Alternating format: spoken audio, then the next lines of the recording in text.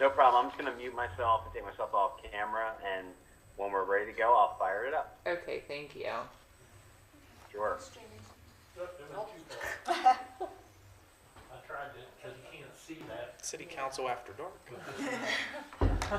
It says it's streaming. Mood setting.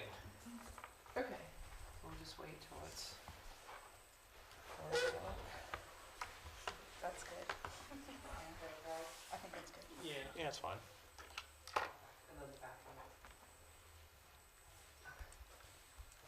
Right when you touched the light switch, the heat stopped running too, and it sounded like it powered down Yeah. in here. I was like, what just happened?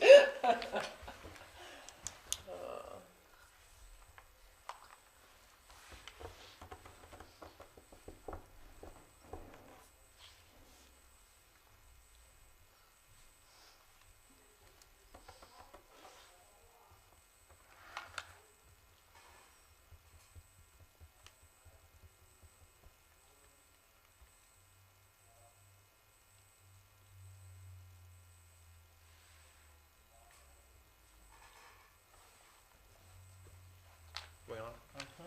All right, this special mayor and council work session is now called to order for the last time. Call roll, please. Commissioner Donnie Carter is not present, may be joining via the phone call here shortly. Commissioner Nina Forsyth, Here? Commissioner Kevin Grove, Here. Commissioner Adam Ritchie, Here. and Mayor Todd Logston. Present. Okay, we'll move on now to approval of the minutes. These are the minutes from the closed session that was held on Tuesday, December 17th, 24. We would entertain a motion for that. I move we approve the minutes of the closed session of December 17th, 2024. Second. Duly moved and seconded to approve the minutes of the closed mayor and council session on Tuesday, December 17th, 2024. Any further discussion among council on that? Hearing none, all those in favor say aye. Aye. Opposed, no. Minutes are approved. Next item is special presentation, so we will turn it over now to Mr. Reinhardt. Thank you, Mayor Loxton and council members. I greatly appreciate your audience today. And welcome. It's great to see a lot of you a couple weeks ago at the PACE reception. Certainly great opportunity for Western Maryland to be represented in Annapolis. As you probably know, looking at the calendar, it's hard to believe that we are coming up on day number 20 of the legislative session, which means we've got 70 more of these wonderful days ahead of us. But it's certainly picking up the pace. We are currently in week 4 of session. So this is usually the time of when we start seeing things really getting busy in Annapolis, typically between the end of January all the way through mid-February. That's where we see a ton of bills coming out. Your bill report that I send out on a weekly basis, which you'll be getting this evening, that bill report will certainly be more populated in the coming weeks. And I would imagine there's going to be a few more bills that we'll be monitoring and maybe even taking positions on. So we're just about to strap in for the big wave that's coming our way. But with that being said, if I can, Elizabeth, is it possible I could share my screen? I'm not quite sure if I can or not. You should be able to. Let's see. I just want to catch for the council, for those joining. Hopefully you can see this. Yeah, we can see it, Rich. But this is the agenda for today.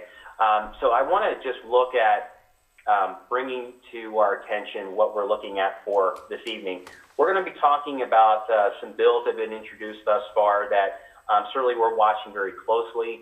Some proposed bills that we will be watching very intently on, maybe even being immersed in some political lobbying in Annapolis. I'll talk a little bit about that. And then we're also going to be looking at, as I scroll down a little bit, I'm going to give you an overview of the governor's FY26 budget. I had sent over basically like a shotgun blast of some information when it was released about 2 or 3 weeks ago. But I do want to do a little bit more of a deep dive on some of the details.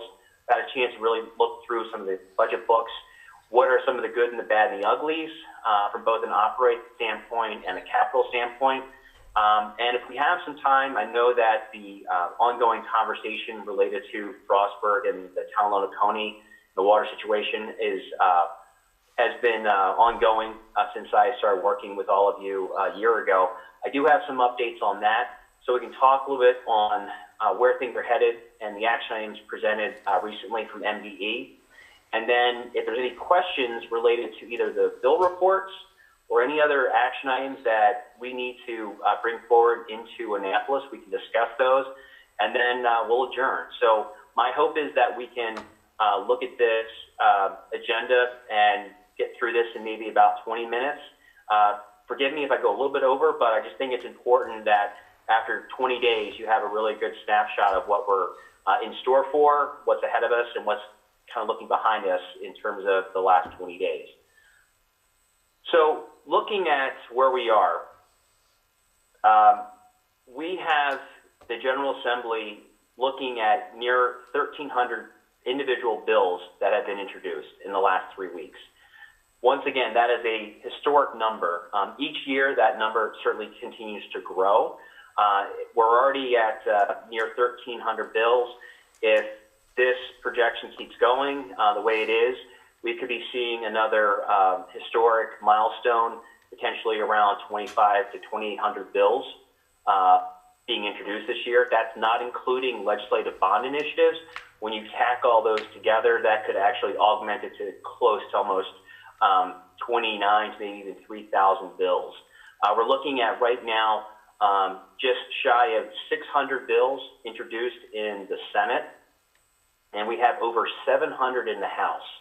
So once again, the House, being the larger body, is always going to have a larger number. But there was something interesting that came out of the first day of session in the Senate, which was somewhat unprecedented. Over the years, we've seen growing complaints by lobbyists and staff alike that there's just so many bills that legislators are putting in. Some of these are reintroduced time and time again. Nothing is done in terms of real traction with those bills. Some of these bills are just put in arbitrarily by some legislators, and some legislators, just have this sort of this penchant of introducing multiple bills. And when I say multiple bills, I'm not just talking about maybe 10 to 15. I'm talking like between 25 to maybe even 50 bills at one particular time. So during the first day of session, the Senate body changed the rules. So unless there are some exemptions, such as coming before as a state senator with some local bills or delegation bills, they are limiting individual bills by each senator to up to only 20. So this is really pretty historic when you look at it. They want more efficiency, and they really want at least the Senate body to be a little bit more judicious on what they're wanting to pursue in an annual session. So hopefully that will temper some of these sort of junk bills out of the session, particularly in the Senate side. Maybe if this, model does really perform to the extent that the Senate president wants to see happen, hopefully that turns into something that maybe will be adopted in the House. If that is the case, the number of bills could certainly reduce, and a little bit more work and a little bit more constructive dialogue can happen on some of these bills rather than just trying to process them out within a very short 90-day time frame. I would say, confidently speaking, while we have over 1,300 bills in play at the moment, this is probably not a surprise to a lot of you, but the two single most important issues this year facing the General Assembly and the governor is the state budget, along with areas in energy, energy generation, energy consumption, ratepayers looking at seeing increases on their electric bills, the discussion around data centers, co-location of those, where are we putting those, all that is into play and are certainly part of a larger discussion and somewhat directly impacting where we are from a state budget. We're looking at a budget this year that's pretty grim. I would say it's very lean. We were going into this year with a $3 billion structural deficit, and through the discussion I'll get to in a moment, the governor's budget is looking to curb about $2 billion of that in cuts, with still about $1 billion remaining that needs to be determined as far as how we're going to recoup those losses. And there's some general consensus that we're hearing from the lobby corps that there's going to be discussions around, obviously, fee increases that are going to be proposed by the General Assembly. There is the issue related to expanding gaming in Maryland, and certainly our favorite topic of taxes, which has been introduced in some respects in the governor's package, but the legislature will also be probably bringing in their own tax package. And we'll wait to see how that unfolds in the next couple of weeks. We're also tracking our friends at the Maryland Municipal League. As I mentioned to you during the fall, there are two primary bills that the MML folks are working on. And one most recently had a hearing, and that was the discussion around the emissions and amusement tax legislation. They had their hearing last week in the House, and then we're actually supposed to be seeing tomorrow morning the Senate bill in the B&T committee. Now, from the discussion I had with MML over the last week, and also just watching the hearing and looking at the review of the bill jacket, as I mentioned to Mayor Ray, your neighbors in Cumberland, I would say that there is a 50-50 split on the position of that legislation. I think that certainly MML would like to see this bill move forward. The position that we've taken, at least in Cumberland, and I've talked to Mayor Todd about this, is that both Frostburg and Cumberland are not going to pursue any official position on this bill. If this is the will of some of the other municipalities that want to elect to support this bill and maybe even authorize this legislation should it be enacted to be brought into their own municipalities, they can do that. But certainly from Frostburg's perspective and Cumberland's perspective, we are just going to monitor this legislation. I'm going to be watching very closely. Again, like I said, the hearing tomorrow should be interesting in the morning, and I'll probably be able to give some recap next week following the hearing. We're also watching the second priority, which is the bill related to speed monitoring systems. This is the statement and certificates for violation for motor vehicles. This is providing an opportunity to reintroduce a bill that came before the General Assembly last year. MML seems pretty confident that this bill could make it across the House and Senate floor prior to sine die. Once again, we are monitoring this bill. We're not taking any position on this. MML has told us really that if they need help, they'll reach out to us. And so far in my discussions, the MML team has not asked for any endorsements from Frostburg or Cumberland. Should the will of the council, want to take this up with the mayor, myself, and if we want to introduce any type of support or still, a letter of information or letter of even concern, we can do that. We do have some time. Out of courtesy to the MML members, I do want to make sure that we give them an advanced notice of what any decisions we have on that legislation. There is also a bill that came to our attention when Mayor Todd was testifying last week in Annapolis, and that is in my conversations recently with Allegheny. It was brought to my attention that Allegheny County, one of their top legislative priorities this year, is the reauthorization of the George Edwards Fund. Now, as many of you know, the George Edwards Fund successfully passed the General Assembly a few years ago, and on an annual basis, amount of millions of dollars, I think $10 million each year has been provided into the state budget for this fund.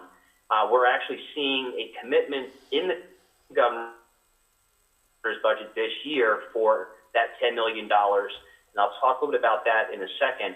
But essentially, once this year ends, the discussion around continuing that fund to be viable and also for there to be invested by the state for that fund to continue. And that's where Allegheny County is strategizing and working closely with Delegate Jason Buckle and Senator Paul Quarterman to put in this reauthorization bill. Now, I don't have the bill in front of me. It's still in draft. As they say, the devils are in the details. And I need to see exactly what the extent of this reauthorization bill looks like. But on the surface, I have been told by Senator Quarterman and by the lobbyists for Allegheny County that there's going to be some changes to the makeup of the board. And instead of it being a mandated $10 million dedication each year, they were going to turn it into a discretionary for the governor. And the logic behind that is that knowing that we are in a fiscal prudency for the indefinite future, if we were to mandate a line item each year in the governor's budget, that could open up the potential for the General Assembly to strip that money out, either by cutting it in half or just taking out all entirely. So the tactic that the county is taking is that if we were to make it discretionary and we work with the governor's office during the interim to find a sweet spot in the budget that is a reasonable and modest amount for next year, the likelihood that that amount of money, whatever is allocated, will more than likely not be in any way threatened by the General Assembly. So there is some logic to this. Would we like to see a dedicated amount each year? Naturally, but just looking at where things are in play financially, there is a risk that not only the reauthorization bill would fail if we had it as a mandated spending legislation, but at the same time we could actually see all that work really being for naught because the General Assembly has the authority to strip money out of those accounts. So right now, I would say preliminarily speaking, what does this mean for Frostburg at this point? Earlier discussions, as I mentioned, with Delegate Buckle and County Attorney Lee Beeman and the county's lobbyists, we are waiting to see the draft of the bill from the conversation with Senator Quarterman. Delegate Buckle is really leading that charge. So my hope is potentially later on this week, I will have a chance to see if I can get a draft from his office or from the lobbyists, and I can share that with all of you as to what that looks like. When we actually have a final version of this bill, my hope is that we can, address this again, either offline and with the mayor to determine where's Frostburg's voice in this, and more importantly, how do we help support this legislation moving forward so that it can be successfully passed this year. That could require some letters of support from the council and from the mayor. It actually could mean that if we could have some folks in Annapolis testifying in support of that bill, that would be good. We can discuss that and strategize that with the county and the county lobbyists once we have something tangible to play. But more to come on that one, but right now as it stands, that is going to be one of the leading bills that we're going to be following and working closely with the county on. I'm going to pause for a quick second because I'm going to transition into talking about the governor's budget in a second. But for right now, are there any questions for me related to what I've provided thus far? I have a question, Rich, about this is more of a thing for you to kind of keep on the back burner. Whenever you talk to other folks, if you've talked to other lobbyists for municipalities about the admissions and amusement tax. I know when I was in Annapolis last week, we talked about the urban-rural split, that we can understand why the municipalities in Montgomery County support this because there's 35 of them and the places in Prince George's, but that we wouldn't, being a rural area that's mostly unincorporated. Have you heard the same thing from other places like towns on the Eastern Shore or other places that are in rural counties? Are you hearing sort of that same thing from them? No, not really. And that's partially because some of those rural counties don't have lobbyists. Okay. So it's difficult to actually talk with some of the either commissioners or representatives of those local counties. So unfortunately for me, in trying to hear some of that feedback is coming through MML directly, who actually has more of a direct connection with those rural counties on the Eastern Shore. The discussion that I had with Justin Fiore at MML was that this legislation certainly is divisive, and we saw that in the bill jacket. The impression that I got from MML recently was that they are going to be the ones at the tip of the spear representing the voice of MML, and the potential is there where this bill very much could wind up in the same posture that happened last year, where a lot of the advocates pushing for this bill demanded, and making more and more, changes to the bill. And the more demands they were pushing on the legislature to commit to, the further the bill was sinking, and eventually just fell and died in the, closer towards the end of the session. But literally, it just fell on its face and imploded. So if the strategy hasn't changed by the proponents, there's a likelihood that this bill winds up in the same posture that it was last year. Got it. Okay. About the George Edwards Fund, did you say, so it's the, in the bill, it's changing to a discretionary fund. Did you say it's going to be in the governor's office, or how is it not subject Yeah, to? so that's a great question. So in the past, and it's, we refer to it as the George Edwards Fund, but it's actually titled the Western Maryland Economic Future Investment Program. And I believe it falls under the Department of Commerce. And under that program, there's a capital appropriations that is in the subcategory of Department of Commerce called the Division of Business and Industry Sector Development. And in that program is the dedication of those George Edwards funds the last several years. The bill, or the current law for the program itself, requires that the state mandate a appropriations in that fund for the last couple of years. Knowing that we're at the sunset of the George Edwards Fund, the quandary that we're in is that, yes, we would like to continue having the fund be mandated with a appropriation authorizing the governor to, require him to put in that money. But knowing that we're in such a dire straits for actual funds right now for the balancing of the budget, there's a concern that if we push that, one, the bill would fall because it's a mandated spending bill, and right now we're just not in the posture of having mandated spending bills. And two, that if we were to have that success, as I mentioned before, if there is a line item in next year's budget of a $10 million allocation, and there's other programs that the General Assembly deems that are much more worthy than the George Edwards Fund, that is sort of like a neon light going off, and the appropriations and B&T committees can look at that fund as a perfect area for them to start stripping away at. So we would put in all this work to reauthorize a mandated bill only for the potential of seeing the General Assembly strip it away, or the bill not even passing this year. So in an effort and the path of least resistance, I think the strategy by the county is let's get something in place so that we can continue the fund to be available inside the Department of Commerce, and giving more of a discretion of the governor to put in money. And hopefully, if this bill were to pass, we would work closely with the county over the summertime and in the fall with the governor's office, and also along with the secretary of DBM. And we would lobby the governor and the secretary as to why it's so important for us to, if not match $10 million that we currently see in this budget, if we can come close to showing that the value of this program is worthy for him to at least put in something close to what is already in mandated spending. So we would use the 8 months out of session to basically lobby the governor to ensure that there is a substantial amount of money in that discretionary fund for next year. So making it discretionary just makes it more palatable. It makes it a little more palatable, yes. So instead of a shall, it would be more of a may. And honestly, I feel, very openly talking to you, I feel confident that given the relationship that the governor has cultivated here in Western Maryland, and specifically within Allegheny County, I think there's a lot to be said between Briskin, the firm for Allegheny County, and us.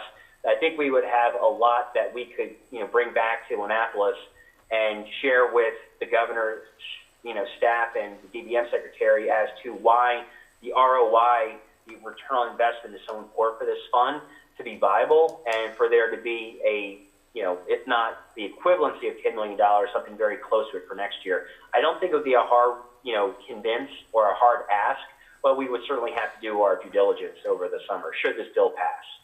And does the change in the makeup of the board, how would that affect things? That is really, I think, the biggest question that I have at the moment. And at this point, I can't answer that because I don't have a tangible draft in front of me.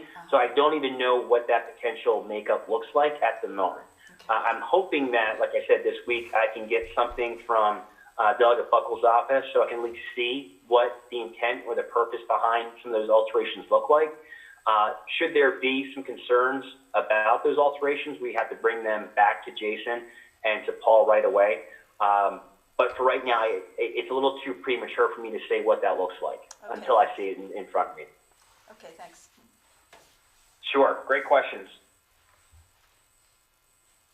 Any other questions related to some of the legislation? If not, I can turn into part two or the subpart of the intro area, and we can talk a little bit about the budget now and break down some of those numbers. I do have a quick question about what you mentioned about some of the, about energy being one of the things that was a big topic Yes. this session.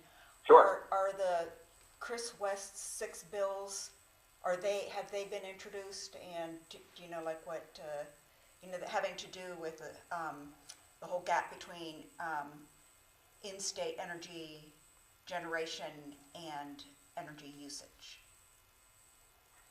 There are a lot of bills dealing with energy generation here in Maryland. I've not seen a Chris West bill that's been introduced yet. That's not to say that it won't be forthcoming. It might still be in draft. There are at least 2 major bills dealing with energy generation, energy distribution as well. Excuse me. And those are being brought forward by members in the House and Senate. Delegate Lorig Charcuterin is putting in a huge bill called the Abundant Affordable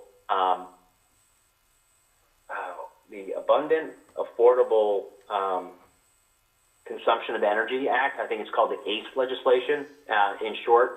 And that's a 45-page bill dealing a lot with procurement and fast-track concern procurements related to generation energy, particularly around clean energy generation.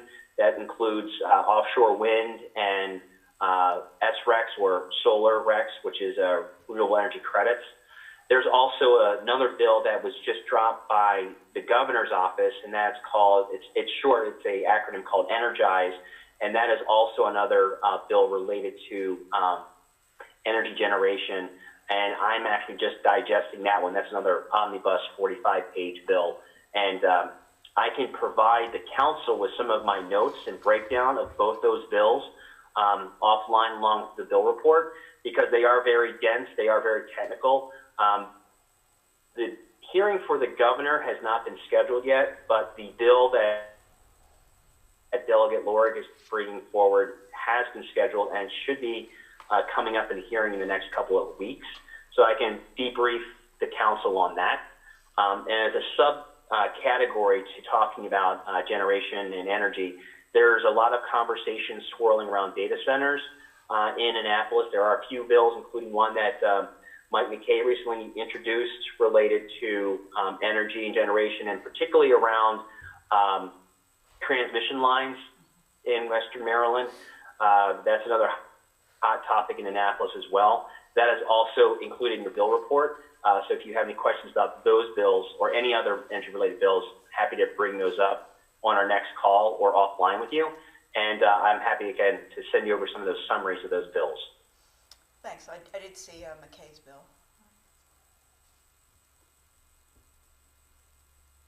Okay. No problem. I think we can move on to the. I'm going to turn, to the budget. Yeah. No problem. So on January 15th, as we know, the governor proposed his $67 billion FY26 budget. And during his press conference, he outlined basically 4 major principles driving this year's budget. That is growing our economy, strengthening Maryland's labor force, modernizing government, and fixing the state's current tax system.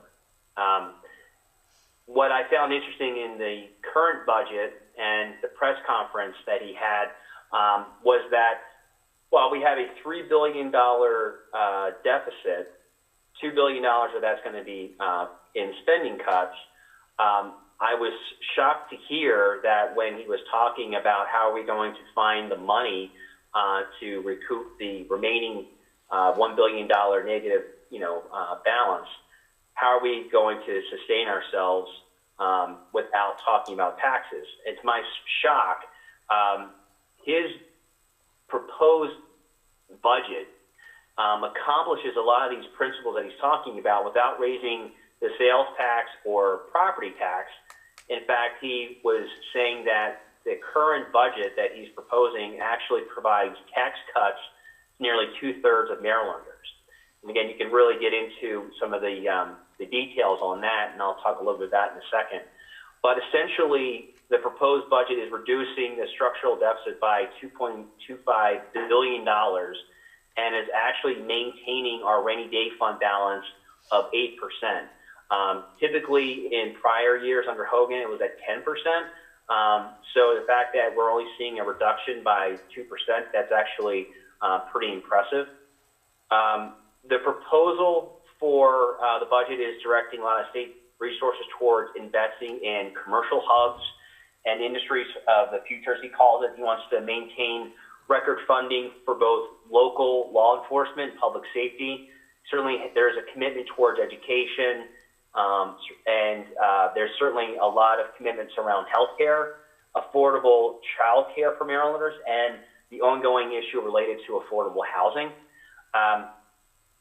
In terms of the deficit, I think there's a lot of people in Annapolis are asking, people that are in the budget world, how did we find ourselves, a couple of years ago with a substantial, $5 billion surplus, and then we're now in a structural deficit. And so a lot of that occurred for a variety of reasons. And some of those factors were because we had a surplus based off of the infusion of federal pandemic-related aid that came in.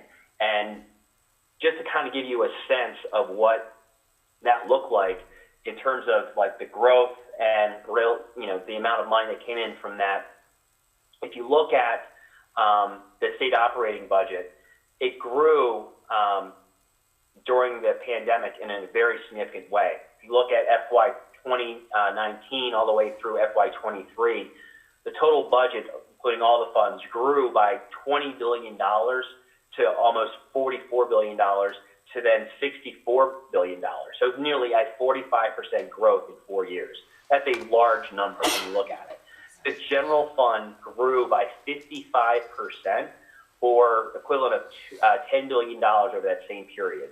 And that is also very significant. So when we're talking about, cost reductions, we're talking about rebasing, budgets or efforts to actually, shrink, some of the government itself. We're doing that from an all-time, high, spending. And a lot of that was because of the money that we were seeing from the pandemic aid. Even with the record public investment over the last couple of years, the other factors to why we are as the predicament we're in is that the state's economic growth has really remained stagnant in terms of population, jobs, and even the GDP growth. While the nation really, and even our surrounding states like Pennsylvania, Delaware, and primarily around Virginia, has experienced very much strong growth. As a result of that stagnant growth since 2017, Maryland state revenues haven't really kept pace with the amount of mandated increase in cost to deliver the services for Maryland families. Now, I certainly look at the perception of how we got there a little differently maybe from the governor in terms of, the amount of spending and the amount of increased, revenue that we were seeing in terms of the state over the last couple of years. I think a lot of where we came into the problems that we had were attributed to the General Assembly. And I say that sort of a blanket statement. A few years ago, the General Assembly passed legislation that forwarded a constitutional amendment, which the majority of Marylanders decided to pass, which gave more budgetary authority and powers to the General Assembly So prior to that constitutional amendment, the General Assembly was only allowed, permitted to strip money. It could not add money to the budget. And so because of that change that occurred a few years ago, the General Assembly sort of took it upon themselves to have a spending spree and to put more investments in areas because now they had this newly given authorized, I won't say responsibility or duty, but they had this new authorized power to do that. And so while we were walking away with a very strong, a really strong balanced budget and a surplus, the General Assembly decided to take a lot of that funds out and put it towards the investments in the blueprint for education and also help supporting a lot of the transportation needs. So there's a combination of the fact that we were spending more than we had after the COVID funds ran out. There was certainly a stagnant sense of economic growth, and certainly I think because of the strong powers that have enabled the the General Assembly to really play with a lot more of the pocketbook of the state, it's given us the situation that we're in now.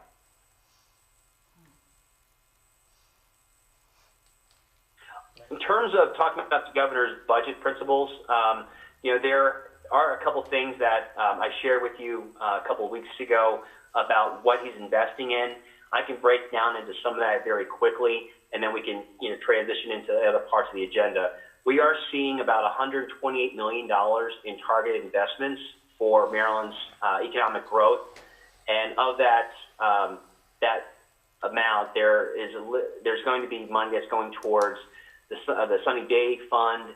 That's going to be hopefully attracting some industries in Maryland. There's also some aid that's going to be going towards Trade Point Atlantic in Baltimore County. There's also funds that are going to be going towards local aid. In fact, the amount of $122 million for local aid for police protection and increased funds for also the climate pollution reduction.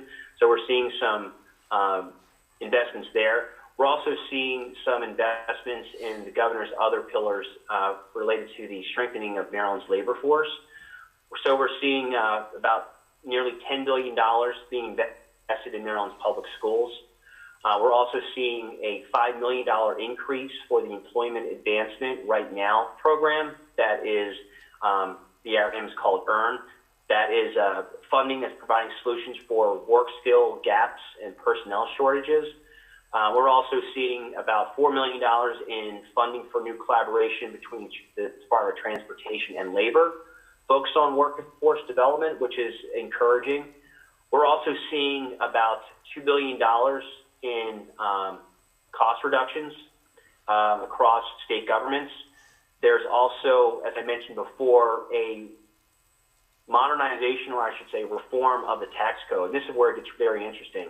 As I said earlier, the governor was promoting in his press conference that there's going to be about 2/3 of Marylanders that's going to be receiving a tax cut in this budget if it goes through the General Assembly intact. There's also going to be an expansion on a child tax credit. They're also proposing a lowering of the corporate tax rate so that more businesses can locate in Maryland and even expand their footprint in the state. I found this very shocking when I heard this, that while they're actually putting a proposal that would eliminate the inheritance tax, I was really blown away that they were going to be doing that, because in Maryland, you don't see them eliminating taxes, but in this proposal, they plan to. There's also going to be an increase in sports wagering, and there's going to be certainly some increases around gaming, such as table games, and there is going to be some increases around cannabis. I think that's going to offset some of the things that he's looking to try to do, which is lowering corporate taxes and eliminating the inheritance tax. So it's sort of a balance. When you look at the sheet, you go, well, we're getting rid of one thing, but we're going to be increasing other areas. So it really is kind of a wash. But I guess when you look at the governor's proposal, he's looking at, I'm going to reduce the inheritance tax to help maintain hardworking families to keep as much as they can, and they've invested in their families, where if we're increasing some of these taxes around sports wagering, table games, and cannabis, I think that's a smaller population of folks that will be impacted by this. As far as the capital budget, like I said before earlier, there is the good, bad, and the ugly. The good news is, at least for Western Maryland, we've seen the George Edwards Fund seeing a $10 million appropriation dedication. I think, as I mentioned before, one of the things that we should look at doing, and I talked briefly about this with Mayor Todd, and I talked with this with Mayor Ray, I am planning to put together a letter for Cumberland, and I would like to do so for Frostburg, to the budget committees, and we can share this with our delegation representatives. But essentially, I want to make sure that both the city of Cumberland and the city of Frostburg share their support and thanks to the governor for this money, and asking the appropriations committees to maintain that money so that during the discussions in the next 8 to 10 weeks, we don't see this money being jeopardized. I think if we can show some support tangibly in letters and communications in our lobbying efforts, the louder the noise we make, the higher likelihood that that money will be maintained. If we don't do any type of lobbying, we are vulnerable for some of the decisions quietly made behind closed doors for those dollars to be reappropriated. So we can have a discussion again offline, but I just want to open this up as a potential request from the mayor and to the council that, with your permission, I can at least start drafting a letter to the appropriations members, asking them to maintain this money, and just reinforcing the investment that the state makes with this funds, what it brings back to the region, but also brings back to Maryland itself. Yep, absolutely. Unanimous approval. Great. Thank you. There is some bad news, unfortunately, due to the structural deficit facing the state. All of our capital requests, and I say all, I'm talking more about from my clients, not just in Frostburg, but a lot of them in Allegheny County in the nonprofit area. All of our capital requests under the governor's miscellaneous grants were deferred. As I said, this is a very lean year that we have in front of us, and unfortunately, we're going to have to fight the good fight over the next couple of weeks, and potentially during the interim to just re-engage the governor to ensure that those dollars are coming back to Allegheny County. Interesting little footnote too, and I mentioned this to my colleagues with inside Rifkin Livingston, that when you look at the capital breakdown, and actually I'm going to stop my screen for a second, I'm going to share this with you. I'm going to show you the capital breakdown really quickly here. It is a little alarming and somewhat jarring to see what we have in Allegheny County versus our other neighbors. And let's see.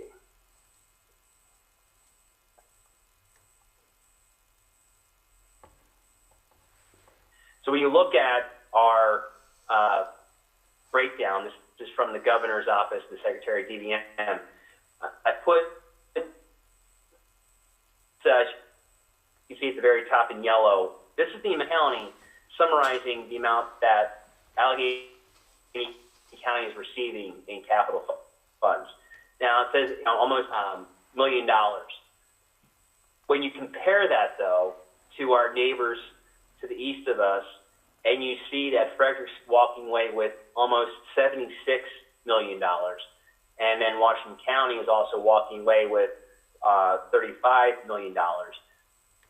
It's a stark contrast, and I would think that in the next few months that we have in Annapolis, I'd like to try to see if we cannot have discussions with the governor's office and with DVM, obviously with our colleagues in the county and our delegation, as to how can we see some of these numbers increase.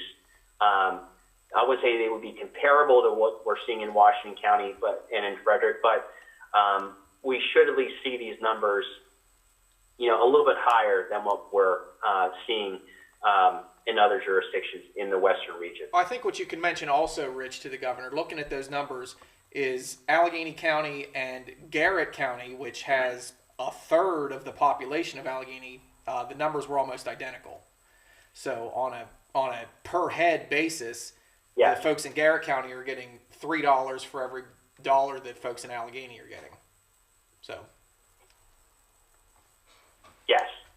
Now, it's a very, very, very valid point. And as you can see, too, here are the highlights of those itemized projects that are coming back to Allegheny County. Again, some of these are going towards, support of schools and to certain road improvements. And while, certainly grateful to see some of these dollars, when you look at some of these numbers comparable to our other jurisdictions, they are very low. It's very nominal. So I feel like we have some work ahead of us in helping Allegheny County with that narrative. Certainly, though, I'm also being very cognizant that, whatever capital needs that the city of Frostburg specifically wants in the coming year, along with Cumberland, we really want to make sure that that is part of the larger discussion in Annapolis and with our friends in the governor's office. But yeah, very small list and a very small number, unfortunately. yeah. All right. Are there any questions related to the capital budget?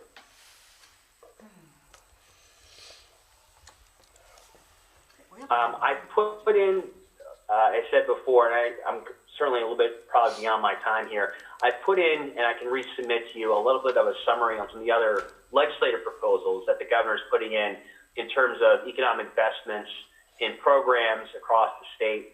I can put that in a little bit more of a summary or resend that summary to you all, just looking at it from the interest of time, because I really want to take the moment to give you updates on the Lonacone NDE issue. But are there any other real questions related to the budget at this point? Rich, just going back to Yes. another budget / legislative initiative, I got a fiscal note or fiscal estimate request for Senate Bill 461, which is related to the Water Quality Revolving Loan Fund. And I guess I'd like for you to look into that a little bit more for Hayden. The last time that legislative adjustments were made to the Water Quality Revolving Loan Fund, Bay Restoration Fund, it hurt the city's ability to get grant funding substantially and has brought us into loan funding, and now it looks like this is expanding the uses even more, which makes me question if we'd even be prioritized for loan funding for these CSO elimination projects. In conjunction with the fact that the state I think I know which one you're talking about. This is the bill that Mary Washington's putting forward. It's scheduled for a hearing in early February. I can bring that up to Mary. A couple things that come to mind. Senator Washington can be a little difficult sometimes to work with, but I think we can certainly have an entertaining chance to sit down with her and share with her our concerns. But the other point I want to make is that I don't see this bill being cross-filed in the House. So if this bill falls and does not move forward in the Senate, the likelihood of success is very nominal because there's no House counterpart. So if this bill just falls in the Senate, this bill will not see any additional traction for the remainder of the year. But let me at least do some prep work with you offline, and then we can coordinate a meeting with Senator Washington and just get the assurances that that will not happen for Frostburg. And if there is impacts based off of the language in the current bill, we can see if she's amenable for some amendments that will provide a less of an impact or eliminate any potential threat of an impact towards Frostburg. Thanks, Rich. Yeah, can you hear me, Rich? Yeah. Yes. On that note too, I think you're privy to some of this information, but the MDE and the different state regulatory boards are putting a tremendous amount of pressure on Allegheny County as a whole, and through that Frostburg, to continue these CSO projects and get these CSO projects done. So not only are we seeing less money, but we're also seeing more pressure to get it done with the money that we now don't have. So that's a wrinkle in the dynamic as well. Yes. I think, I don't want to go too much into this in terms of time, but I believe that Elizabeth and I, we've had ongoing conversations related to MDE on the subject, and with the city of Cumberland as well. Yes. If my memory serves me correctly. Yeah, that sounds right. Well, let me touch base with both of you, Hayden and Elizabeth, so that we can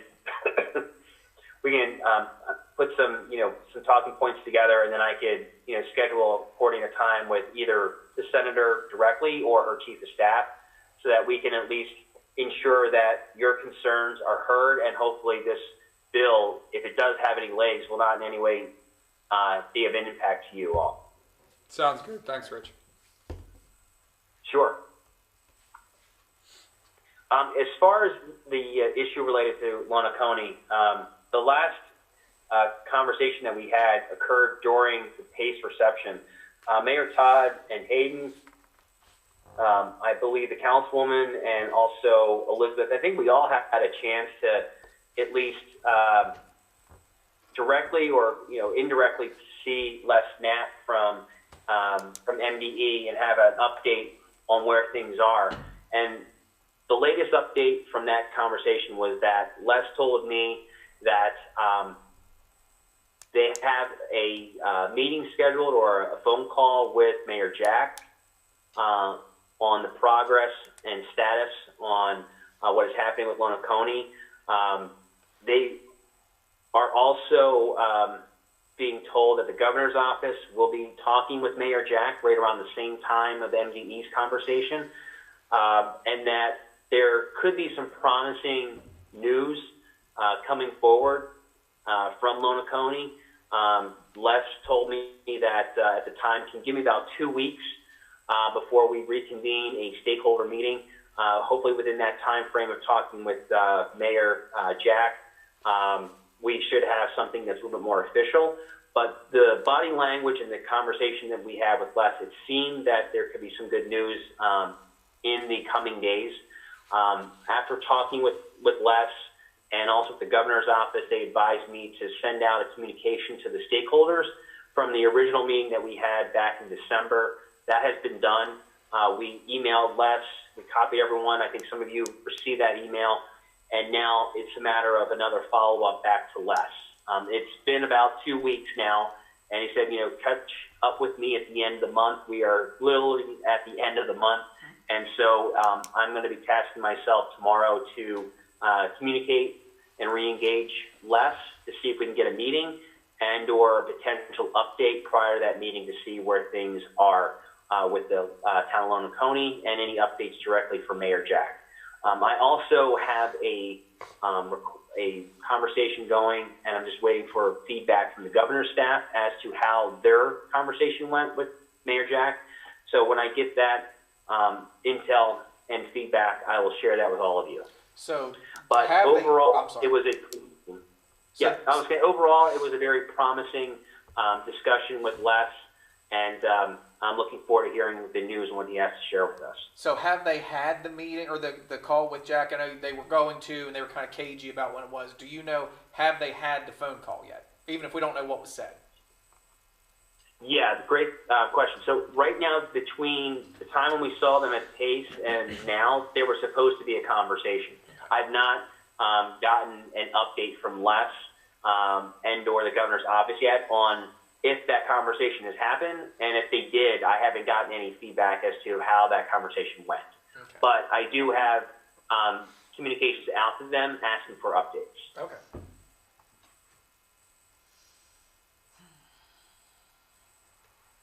Between now, Mayor Todd, between now and the end of this week, I should have hopefully a correspondence between either us and Les and or some offline messages back from Dylan and Molly in the governor's office as to the extent of what that conversation was and potentially when we're going to be having that meeting with MDE again. So if you can get me to the end of this week, we should have some more intel. Yep, no problem. Great. Moving on to the agenda, and we're kind of closing it down. The bill reports. As I mentioned, I, on a weekly basis, send out the bill reports over the weekends to everyone. Typically, after meetings with Mayor Todd, I send those out. Knowing that we were going to meet today just made sense from a timing standpoint that I could go over the budget, and then following that, I would email you the bill report. But in general, has there been any questions on the process or the bill report itself? Is it too much information? Is it something where less is more, where you think you don't need all these bills being flagged? Did the synopsis help you understand what these bills do? There is a lot of volume in these reports, particularly for you in Cumberland, but there's a lot of bills that, you know, either directly or indirectly impact not only just Frostburg and Cumberland, but they potentially impact local counties and municipalities. So it's important for you all to at least see what is out there and what the General Assembly is proposing. Yeah, I agree. There's no such thing as too much information. That's fine. Okay. Well, then I'll maintain the same process, and I'll send out the report tonight. Are there any questions, though, since we're coming to the end of the agenda? Are there any questions for me in the last 20 days? It's kind of hard to believe the next 25 days will be at the halfway point. So between now and mid-February, I'm happy to, ongoing dialogue with the mayor and indirectly with you. I'm hoping that, talking with Elizabeth and Hayden and the mayor, I'd like to do another update with you around that halfway point. That way we can see where we are since this meeting. And then obviously I'll come up at the end of session with our bill report out and our end of session report out and give you a face-to-face overview of the full 90 days. But for right now, are there any questions for me or what we should expect before we have another virtual meeting? I'm good. Nothing comes to mind. Yeah, just looking forward to hearing about Coney. Oh, yes, 100%. I wanted to make sure that was part of our agenda tonight, and I will certainly, like I said a moment ago, I will get more updates for us by the end of this week. Thanks. Thank you, sir. You're welcome. Well, I'm keeping it right before 5 o'clock, so thank you for your time. I'll give you back the 4 minutes or 3 minutes left. Elizabeth, on a personal note, it's been an absolute joy and pleasure working with you. Please stay in touch. I look forward to working with you in your new role and your new capacity. And I'm also looking forward to working with Hayden and the team in his acting role. And we'll continue our representation in the best way fit for Frostburg and putting you all in the best light in Annapolis at all times. Thank you for your time. Thank you, Rich. Thanks, Rich. Thanks, Rich. Appreciate it. Take care, all. Enjoy Frostburg. Take care. Thanks. See you now. Bye. Everyone else, you disconnected your phone from the meeting.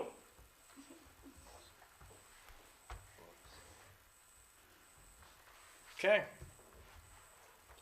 Anything else? Open public comment? I see no one from the public. Nothing else?